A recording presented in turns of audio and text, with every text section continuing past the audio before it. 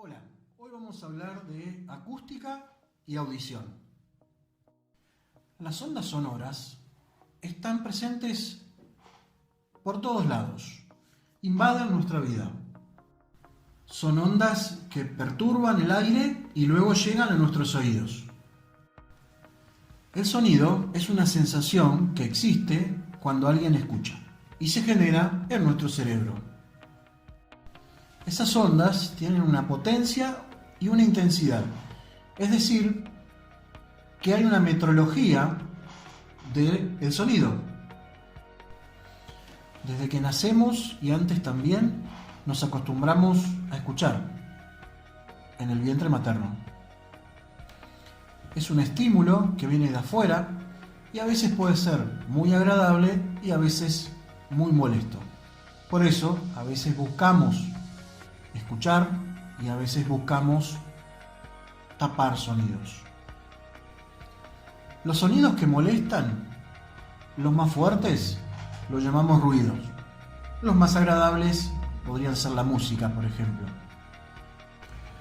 Por su lado, el ruido es una sensación desarticulada, sin armonía, que muchas veces interfiere con nuestras actividades normales. El ruido lo podemos asociar directamente con el desarrollo económico. La actividad del hombre genera ruido. La actividad industrial, la actividad agropecuaria, todas las actividades del hombre generan ruido.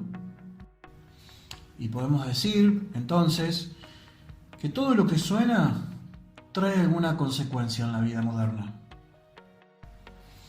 Es así que el ruido ambiente, en determinadas condiciones, provoca, cuando supera determinados niveles, provoca lesiones auditivas, además de las molestias. A veces esas lesiones son irreversibles. Los metrólogos del sonido miden esas perturbaciones para saber cuáles son los niveles que afectan la salud. De esa manera se establecen parámetros que sirven para medir los niveles sonoros. Pero ya podríamos preguntarnos, ¿qué es el sonido entonces? Primer dato, es una sensación que se percibe a través del oído y se procesa en el cerebro. Otro dato, el aire se perturba, el sonido produce perturbaciones, ondas de aire en el ambiente. Esas ondas sonoras son fluctuaciones del aire, presiones positivas o negativas de la presión atmosférica. Si vamos a hablar de ondas, la luz también es una onda. Los impulsos electromagnéticos también son ondas, pero hoy vamos a hablar del sonido. Y si bien todas son ondas, las mencionadas presentan características distintas. Por ejemplo, una onda electromagnética se puede producir en el vacío. De hecho, el Sol, a través del vacío, llega a nuestro planeta en forma de onda. Sin embargo, el sonido no se puede producir en el vacío, necesita del aire, o del agua, o de un líquido, o de un gas. Y otra característica que las diferencia es la velocidad de propagación. Se dice que es mucho más veloz la velocidad de propagación de la luz, en cambio el sonido llega un poco más tarde. Por eso es que cuando vemos un trueno, un rayo, a veces percibimos el sonido que hizo ese rayo o ese trueno unos instantes después. Es más rápida la velocidad de propagación de la luz y el sonido se toma su tiempo. Por ejemplo, si cronometráramos el tiempo que transcurre entre que vemos al rayo y cuando percibimos el sonido, podríamos establecer a qué distancia ocurrió ese rayo. Para eso hay un dato que necesitamos, que es la velocidad con la cual viaja el sonido. a una temperatura promedio de 23 grados con una humedad relativa del 50%, esa velocidad es de 344 metros por segundo. 4 metros por segundo. Otro dato, el sonido siempre se genera en algún lugar o fuente vibrante. Por ejemplo, un parlante o un diapasón. Aunque la fuente más inmediata que nosotros conocemos es nuestra voz. La voz se transmite a través de las cuerdas vocales que están en la glotis, ubicada en el cuello. Cada fuente de vibración se comporta en forma distinta. Sin embargo, hay algo que es común a todas. Todas entregan una forma de energía. Esa energía perturba a las partículas del aire y a su vez, al desequilibrarlas, estas perturban a otras más cercanas. Es decir, estas perturbaciones provocan oscilaciones y a su vez esa molécula de aire perturba a otra y a otra molécula y a otra y a otra, y así se expande el sonido.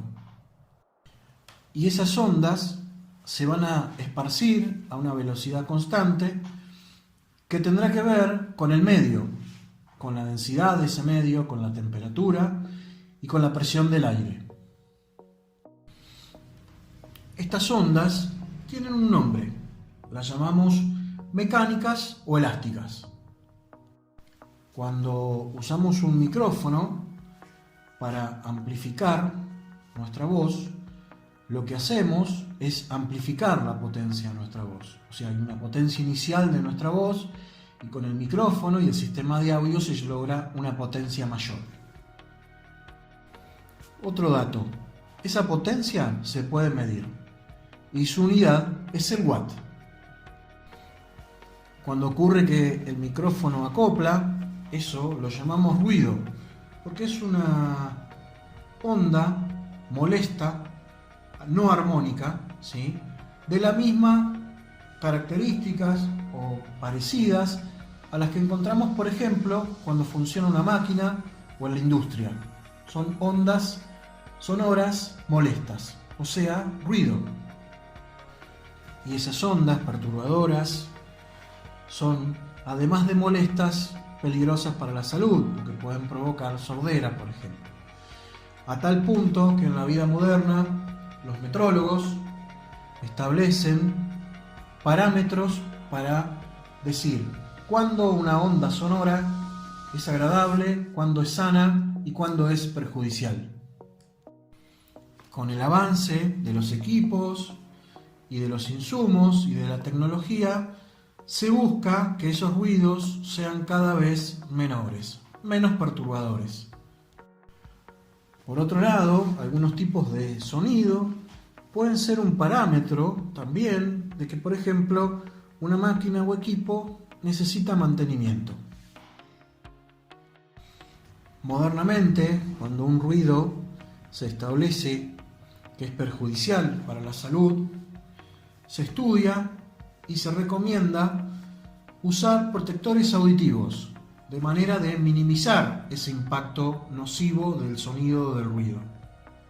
Aunque es casi imposible aislarse totalmente del sonido, pero sí se lo puede disminuir.